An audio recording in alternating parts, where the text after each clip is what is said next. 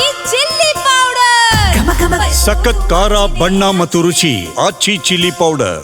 ದೇಶದ ವಿಮಾನಯಾನದಲ್ಲೇ ಕರಾಳ ಇತಿಹಾಸವನ್ನ ಬರೆದಿದೆ ಇಂಡಿಗೋ. ಸತತ 5 ದಿನಗಳ ಕಾಲ ಪ್ರಯಾಣಿಕರಿಗೆ ಒಂದು ರೀತಿ ಟ್ರ್ಯಾಪ್ ಆದಂತಹ ವಾತಾವರಣ. ಯಾಕಂದ್ರೆ ಟಿಕೆಟ್ಗಳನ್ನು ಬುಕ್ ಮಾಡ್ಕೊಂಡಿದ್ರು, ಬುಕ್ ಆಗಿದ್ದ ಟಿಕೆಟು ಏರ್ಪೋರ್ಟ್ ನಿಲ್ದಾಣಕ್ಕೆ ಬರೋ ತನಕ ಕೂಡ ಕರೆಕ್ಟ್ ಆಗಿರ್ತಾ ಇತ್ತು. ಅನಂತರ ಏರ್ಪೋರ್ಟ್ ನಿಲ್ದಾಣಕ್ಕೆ ಬಂದ ನಂತರ ಕ್ಯಾನ್ಸಲ್ ಅಂತ ತೋರಿಸ್ತಾ ಇತ್ತು. ಇದರಿಂದ ಲಕ್ಷಾಂತರ ಪ್ರಯಾಣಿಕರ ಮೇಲೆ ಎಫೆಕ್ಟ್ ಆಗಿದೆ. 1-2 ಪ್ರಾಬ್ಲಮ್ ಅಲ್ಲ ಆಗಿರೋದು, ಕರಾಳ ಇತಿಹಾಸ ಅವ್ರು ಬರೆದಿರೋದು. ಯಾವ ಫ್ಲೈಟು ಆನ್ ಟೈಮಿಗೆ ಬರುತ್ತೆ, ಆನ್ ಟೈಮಿಗಿಂತ ಮುಂಚೆ ಅರ್ಧ ಗಂಟೆ ಮುಂಚೆ ಬರುತ್ತೆ ಅಂತ ಜನ ಹೊಗಳ್ತಾ ಇದ್ರಲ್ಲ, ಅಂತ ಕಂಪನಿದ ಅಧ್ವಾನ ಇದು. ದೇಶದ ಹಲವು ಏರ್ಪೋರ್ಟ್ಗಳಲ್ಲಿ ಇದೇ ಸ್ಥಿತಿ ಇದೆ, ಒಂಚೂರು ಚೇಂಜಸ್ ಆಗಿಲ್ಲ. ಬೆಂಗಳೂರಿನ ಏರ್ಪೋರ್ಟ್ನಲ್ಲಿ ಪ್ರಯಾಣಿಕರ ಪರದಾಟ ಮುಂದುವರಿತಾ ಇದೆ. ಇತ್ತ ಇಂಡಿಗೋ ವಿಮಾನಯಾನ ಸಂಸ್ಥೆ ನಾಮಕೆ ವಾಸ್ತೆ ಕ್ಷಮೆ ಕೇಳಿ ಸುಮ್ಮನಾಗಿದೆ. ಪರ್ಯಾಯ ಮಾರ್ಗಗಳ ಕಡೆಗೆ ಗಮನ ಹರಿಸ್ತಾ ಇದ್ದಾರೆ ಅಂತ ಅವ್ರ ನಡೆನುಡಿ ನೋಡಿದ್ರೆ ನಮಗಂತೂ ಅನಿಸ್ತಾ ಇಲ್ಲ. ಅವ್ರ CEO ಮಾತಾಡಿದ್ರು, ಜಸ್ಟ್ ಒಂದು ಸಾರಿ ಅನ್ನು ಕೇಳಿದ್ರು, ನಾವು ಕೊಟ್ಟ ಪ್ರಾಮಿಸನ್ನು ನಡೆಸ್ಕೊಳಕ್ಕೆ ಆಗಲಿಲ್ಲ ಅಂತ ಹೇಳಿದ್ರು ಬಿಟ್ಟರೆ ಇನ್ನು ಯಾವುದೇ ವ್ಯವಸ್ಥೆಗಳನ್ನು ಅವ್ರು ಮಾಡಿದ್ದಾರೆ ಅನ್ನೋದು ಕಾಣಿಸ್ತಾ ಇಲ್ಲ. ನೀವು ವಿಜುವಲ್ಸನ್ನು ನೋಡ್ತಾ ಇದ್ದೀರಾ, ಎಲ್ಲವೂ ಇವತ್ತು ಕೂಡ ಗಂಟೆಗಟ್ಟಲೆ ಕ್ಯೂ. ನಿಮ್ಮ ಮೊಬೈಲಲ್ಲಿ ಡಿಜಿ ಯಾತ್ರ ಇದ್ರೂ ಅದು ಉಪಯೋಗಕ್ಕೆ ಬರಲ್ಲ. ನಾರ್ಮಲಾಗಿ ನೀವು ಬೋರ್ಡಿಂಗ್ ಪಾಸ್ಗಳನ್ನು ತಗೊಂಡ್ರೂ ಕೂಡ ಉಪಯೋಗಕ್ಕೆ ಬರಲ್ಲ. ಲಗೇಜ್ ಸಮೇತ ಅಲ್ಲೇ ಇರಬೇಕಾಗಿ ಬರ್ತಾ ಇದೆ. ಈಗ ಸ್ವಲ್ಪ ಜನಕ್ಕೆ ಅಟ್ಲೀಸ್ಟ್ ಇವತ್ತಿನ ವಿಜುವಲ್ಸ್ ನೋಡ್ತಾ ಇದ್ದಾಗ ಸಿಟ್ಟಿಂಗ್ ವ್ಯವಸ್ಥೆನ ಏರ್ಪೋರ್ಟ್ನ ಆಡಳಿತ ಮಂಡಳಿ ಮಾಡಿದೆ ನೋಡಿ. ಡಿಜಿ ಯಾತ್ರ ಎಂಟ್ರಿ ಅಂತಿದೆಯಲ್ಲ, ಇದು 2 ಮಿನಿಟ್ಸಲ್ಲಿ ಆಗೋಗುತ್ತೆ. ನಿಮ್ಮ ಮೊಬೈಲಲ್ಲಿ ನೀವು ಬರೋಕ್ಕಿಂತ ಮುಂಚೆ ಈ ಆ್ಯಪನ್ನು ಡೌನ್ಲೋಡ್ ಮಾಡಿದ್ರೆ, ನಿಮ್ಮದು ಫೇಸ್ ರೆಕಗ್ನಿಷನ್ ಎಲ್ಲ ಹಾಕಿದ್ರೆ ಜಸ್ಟ್ ಹೋಗೋದು, ಎಂಟ್ರಿ ತೊಗೊಳ್ಳೋದು, ಡೈರೆಕ್ಟಾಗಿ ಸೆಕ್ಯೂರಿಟಿ ಚೆಕ್ಗೆ ಹೋಗೋದು.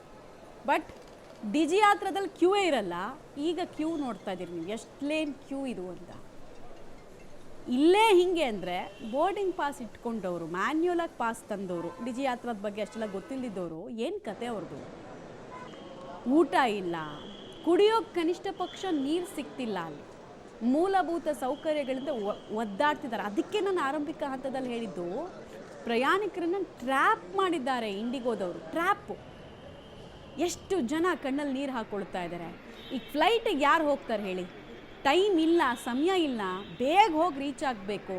ನಮ್ಮದೇನೋ ಬೇರೆ ಬೇರೆ ಪ್ರಾಬ್ಲಮ್ಸ್ ಇರ್ತವೆ, ಬೇರೆ ಏನೋ ಕಮಿಟ್ಮೆಂಟ್ಸ್ ಇರ್ತವೆ, ಯಾರಿಗೋ ಪ್ರಾಮಿಸ್ ಮಾಡಿರ್ತೀವಿ, ಏನೋ ಕಾರ್ಯಕ್ರಮ ಇರುತ್ತೆ. ಸೇಫು ಮತ್ತು ಬೇಗ ಹೋಗಿ ರೀಚ್ ಆಗ್ಬೋದು ಅನ್ನೋ ಕಾರಣಕ್ಕೆ ಫ್ಲೈಟ್ ಬುಕ್ಕಿಂಗ್ ಆಗುತ್ತೆ. ಬಟ್ ಜನರ ನಂಬಿಕೆಗೆ ಘಾಸಿಗೊಳಿಸೋ ಕೆಲಸವನ್ನು ಇಂಡಿಗೋ ಮಾಡಿದೆ. ಆಮೇಲೆ ಇದು ಭಾರತಕ್ಕೆ ಎಚ್ಚರಿಕೆ ಗಂಟೆ. ಒಂದು ಇಂಡಸ್ಟ್ರಿಯಲ್ಲಿ ಮೊನೋಪೊಲಿ ಅನ್ನೋದು ಬಂದುಬಿಟ್ರೆ, ಏಕಚಕ್ರಾಧಿಪತ್ಯ ಅನ್ನೋದು ಬಂದುಬಿಟ್ರೆ, ಅವ್ರು ಹೇಳ್ದಂಗೆ ಸರ್ಕಾರಗಳೇ ಕೇಳಬೇಕಾಗತ್ತೆ. ಇದು ಉದಾಹರಣೆ. 5ನೇ ದಿನವೂ ಕೂಡ ಇಂಡಿಗೋ ಹಾರಾಟದಲ್ಲಿ ವ್ಯತ್ಯಯ ಕಂಡು ಬಂದಿದೆ. ನಮಗೆ ಯಾವುದೇ ಸರಿಯಾದ ಮಾಹಿತಿಯನ್ನು ನೀಡ್ತಿಲ್ಲ. ಇಂಡಿಗೋ ಅಧಿಕಾರಿಗಳು ಸರಿಯಾಗಿ ಸ್ಪಂದಿಸ್ತಾ ಇಲ್ಲ. ಕೊನೆ ಕ್ಷಣದಲ್ಲಿ ವಿಮಾನ ಹಾರಾಟವನ್ನು ರದ್ದು ಮಾಡಿದ್ದೇವೆ ಅಂತ ಹೇಳ್ತಿದ್ದಾರೆ. ಏರ್ಪೋರ್ಟ್ನಲ್ಲಿ ಪ್ರಯಾಣಿಕರು ಆಕ್ರೋಶದ ಮಾತುಗಳನ್ನು ಆಡ್ತಾ ಇದ್ದಾರೆ. ಕಳೆದ 5-6 ದಿನಗಳಿಂದ ಇದೇ ಪರಿಸ್ಥಿತಿ ಇದೆ. ಪ್ರಯಾಣಿಕರ ಗೋಳಾಟ, ಪರದಾಟ ಹೇಳತೀರದಂತಾಗಿದೆ. ನೀವು ಕೂಡ ವಿಜುವಲ್ಸನ್ನು ಗಮನಿಸ್ತಾ ಇದ್ದೀರಿ. ಇದು ಯಾವುದು ಬಸ್ ಸ್ಟ್ಯಾಂಡ್ ಅಲ್ಲ, ರೈಲ್ವೆ ಸ್ಟೇಷನ್ ಅಲ್ಲ, ದೀಪಾವಳಿ ಹಬ್ಬವೂ ಇಲ್ಲ, ಗಣೇಶ ಚತುರ್ಥಿಯೂ ಇಲ್ಲ. ವಿಮಾನ ನಿಲ್ದಾಣ ತುಂಬಿ ತುಳುಕ್ತಾ ಇದೆ ಜನರಿಂದ. ಎಲ್ಲಿ ನೋಡಿದರೂ ಕೂಡ ಲಗೇಜ್ಗಳ ರಾಶಿಯೇ ಕಾಣಿಸ್ತಾ ಇದೆ. 5-6 ದಿನಗಳಿಂದ ಪ್ರಯಾಣಿಕರು ಸ್ಟ್ರಕ್ ಆಗಿಬಿಟ್ಟಿದ್ದಾರೆ. ಅವರು ಅಂದುಕೊಂಡಂತಹ ಜಾಗಕ್ಕೆ ಹೋಗ್ತಿಲ್ಲ, ಹಣ ರೀಫಂಡ್ ಆಗ್ತಿಲ್ಲ, ಮೂಲಭೂತ ಸೌಕರ್ಯಗಳು ಏರ್ಪೋರ್ಟ್ನಲ್ಲಿ ಸಿಗ್ತಿಲ್ಲ, ಗೊಂದಲ, ಗೋಜಲು. ಇದೆಲ್ಲದಕ್ಕೂ ಕೂಡ ಕಾರಣ ಇಂಡಿಗೋ ಕಂಪನಿಯ ರಾದ್ಧಾಂತ, ಸಿಬ್ಬಂದಿಗಳನ್ನು ನೇಮಕ ಮಾಡಿಕೊಳ್ಳುವಲ್ಲಿ ಮಾಡಿದಂತಹ ನಿರ್ಲಕ್ಷ್ಯ. ಈಗ ಒದ್ದಾಡಬೇಕಾದಂತಹ ಪರಿಸ್ಥಿತಿ ಯಾರದ್ದು? ಪ್ರಯಾಣಿಕರದ್ದು.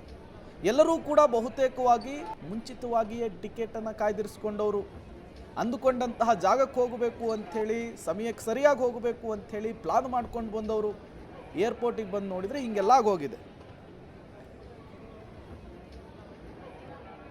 ಸರ್, ನಾವು ಬಳ್ಳಾರಿಯಿಂದ ಬಂದಿರೋದು, ನಾವು ಹೋಗ್ಬೇಕಾಯ್ತು ಚಂಡೀಗಢಗೆ.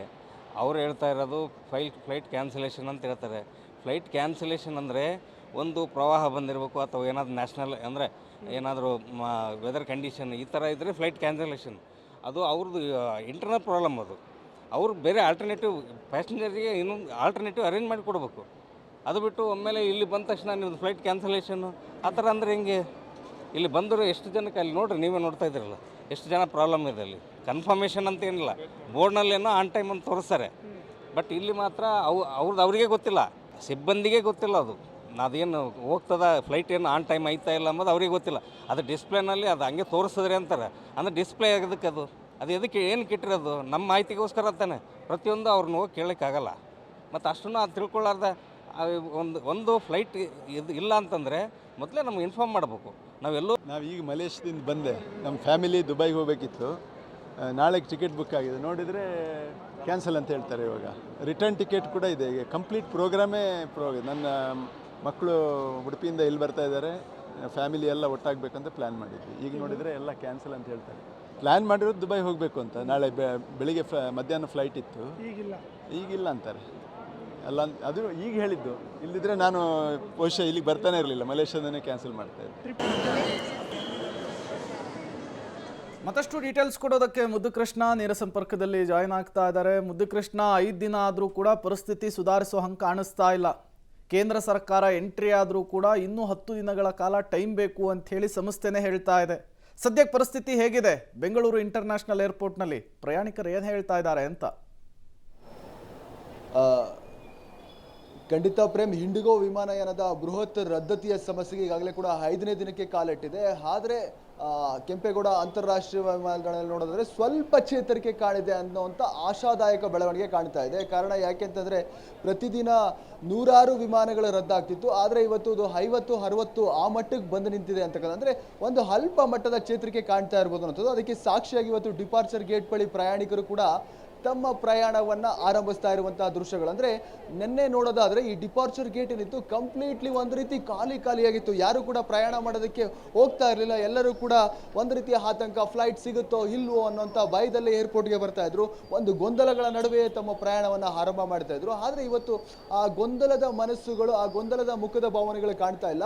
ಈಗಲೂ ಕೂಡ ತಾವು ನೋಡ್ತಾ ಇದ್ರೆ ಡಿಪಾರ್ಚರ್ ಗೇಟ್ ಬಳಿ ಅಂದರೆ ಪ್ರಯಾಣ ಮಾಡಲಿಕ್ಕೆ ಹೋಗ್ತಾ ಇರುವಂಥ ಈ ದೃಶ್ಯ ಇದು. ಬಹುತೇಕರು ಈಗಾಗಲೇ ಕೂಡ ಸರ್ದಿ ಸಾಲಿನಲ್ಲಿ ನಿಂತಿರುವುದು, 100 ಜನ ಕ್ಯೂನಲ್ಲಿ ನಿಂತಿದ್ದಾರೆ. ಹಾಗಾಗಿ ಬಹಳಷ್ಟು ರಶ್ ಆಗ್ತಾ ಇದೆ.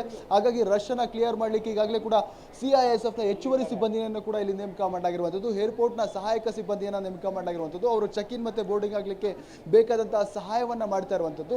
ಆ ದೃಶ್ಯಗಳು ಡಿಪಾರ್ಚರ್ ಗೇಟ್ ಬಳಿ ಕಂಡು ಬರ್ತಾ ಇರೋದು. ಮತ್ತೊಂದು ಕಡೆ ಎಂದಿನಂತೆ ತಾವು ಇಂಡಿಗೋ ಏನು ಟಿಕೆಟ್ ಬುಕಿಂಗ್ ಕೌಂಟರ್ ಇದೆ ಆ ಭಾಗವನ್ನು ಈಗ ತಾವು ನೋಡ್ತಾ ಇದ್ರೆ, ಮತ್ತೊಂದು ಕಡೆ ಏನು ನಾಮಫಲಕ ಇದೆ ಡಿಪಾರ್ಚರ್ ಗೇಟ್ನ ಮುಂಭಾಗದಲ್ಲಿ, ಯಾವ್ಯಾವ ಫ್ಲೈಟ್ ಯಾವ್ಯಾವ ಟೈಮ್ಗೆ ಏನೇನು ಆಗ್ತಿದೆ ಅನ್ನೋ ಮಾಹಿತಿ ಏನಿದೆ ಆ ಮಾಹಿತಿಯನ್ನು ಕೂಡ ಎಲ್ಲ ಪ್ರಯಾಣಿಕರು ಈಗಲೂ ಕೂಡ ಕುತೂಹಲದಿಂದ ವೀಕ್ಷಣೆ ಮಾಡ್ತಾ ಇದ್ದಾರೆ. ನಮ್ಮ ಫ್ಲೈಟ್ ಇನ್ನೂ ಇದೆಯಾ, ವಿಳಂಬ ಆಗಿದೆಯಾ, ರದ್ದಾಗಿದೆಯಾ, ಬರ್ತಾ ಇದೆಯಾ ಇಲ್ವಾ ಅನ್ನುವಂಥ ಮಾಹಿತಿಯನ್ನು ನೋಡುವಂಥ ರೀತಿಯಲ್ಲಿ ಬಹಳ ಕುತೂಹಲದಿಂದ ಪ್ಯಾಸೆಂಜರ್ಸ್ ನೋಡ್ತಾ ಇರುವಂಥ ದೃಶ್ಯಗಳು ಕೂಡ ಈಗ ಸಾಮಾನ್ಯವಾಗಿ ಕಾಣ್ತಾ ಇರುವಂಥದ್ದು.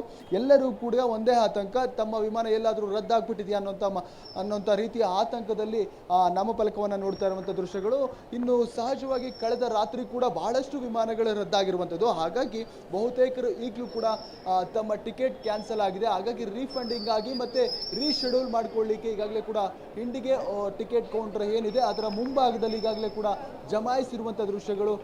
ನಾಮುಂದು ತಾಮುಂದು ಅಂತೇಳಿ ಟಿಕೆಟ್ ಕೌಂಟರ್ ಬಳಿ ನೂಕುನುಗ್ಗಲು ಒಂದು ರೀತಿಯ ಮುತ್ತಿಗೆ ತಳ್ಳಾಟದ ದೃಶ್ಯಗಳು ಕೂಡ ತಾವು ನೋಡ್ತಾ ಇದ್ರೆ, ಬಹಳಷ್ಟು ಜನ ಲಗೇಜನ್ನು ಹಿಡ್ಕೊಂಡು ನಿಂತಿರುವಂತಹ ದೃಶ್ಯಗಳು ಈಗಾಗಲೇ ಕೂಡ ಸರ್ವೇ ಸಾಮಾನ್ಯವಿದೆ. ಅಂದ್ರೆ ನಿನ್ನೆ ಈ ಭಾಗದಲ್ಲಿ ಏನಿತ್ತು ಎಲ್ಲರನ್ನ ಏಕಾಏಕಿ ನೇರವಾಗಿ ಕೌಂಟರ್ಗೆ ಸ್ಟ್ರೈಟ್ ಲೈನ್ ಅನ್ನ ಮಾಡಿದ್ರು. ಆದ್ರೆ ಇವತ್ತು ಆ ಸ್ಟ್ರೈಟ್ ಲೈನ್ ಇಲ್ಲ. ಅದಕ್ಕೆ ಬೇಕಾದಂತಹ ಅಂದ್ರೆ ಅಡೆತಡೆಗಳನ್ನ ಮಾಡಲಿಕ್ಕೆ, ಅಂದ್ರೆ ಯಾವುದೇ ರೀತಿಯ ನೂಕುನುಗ್ಗಲು ಆಗದೆ ಇರುವಂತಹ ವ್ಯವಸ್ಥೆಯನ್ನು ವ್ಯವಸ್ಥೆಗಳನ್ನ ಮಾಡ್ಕೊಳ್ಳೋದು, ಕೆಲವರಿಗೆ ಚೇರ್ ವ್ಯವಸ್ಥೆಗಳನ್ನ ಮಾಡಿಕೊಂಡಿರುವಂಥದ್ದು. ಅಲ್ಪ ಪ್ರಮಾಣದಲ್ಲಿ ಚೇತರಿಕೆ ಕಾಣ್ತಿದೆ ಅನ್ನುವಂಥ ರೀತಿಯ ಆಶಾದಾಯಕ ಬೆಳವಣಿಗೆ ಈಗ ಕಾಣ್ತಾ ಇರುವಂಥದ್ದು. ಮಮತಾ. ಓಕೆ ಮುದ್ದುಕೃಷ್ಣ, ಹಾಗೆ ಸಂಪರ್ಕದಲ್ಲಿರಿ. ನೋಡಿ, ಒಂದಂತೂ ಇಡೀ ಭಾರತಕ್ಕೆ ಅರ್ಥ ಆಯ್ತು, ಇಂಡಿಗೋಗೆ ಜ್ವರ ಬಂದ್ರೆ ಇಡೀ ವಿಮಾನಯಾನ ಸಂಸ್ಥೆಗಳಿಗೆ ಜ್ವರ ಬಂದಂಗೆ, ಏನೂ ಮಾಡೋಕ್ಕಾಗಲ್ಲ, ಕೈ ಕಾಲು ಕಟ್ಟಾಕ್ದಂಗೆ ಹಂಗಿರುತ್ತೆ ವಿಮಾನಯಾನ ಸಂಸ್ಥೆಗಳ ಸ್ಥಿತಿ ಅನ್ನೋದನ್ನು ಒಂದಂತೂ ಈ ಘಟನೆ ಅಂತೂ ಎಲ್ರಿಗೂ ತೋರಿಸ್ಬಿಡ್ತು.